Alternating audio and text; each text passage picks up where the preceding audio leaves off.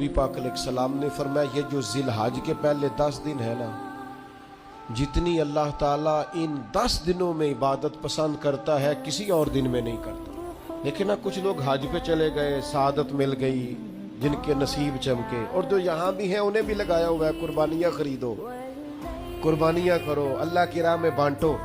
ये इबादत के दिन है। कोशिश करें ज़्यादा से ज़्यादा वक्त इस्तिग़फ़ार में गुजरे।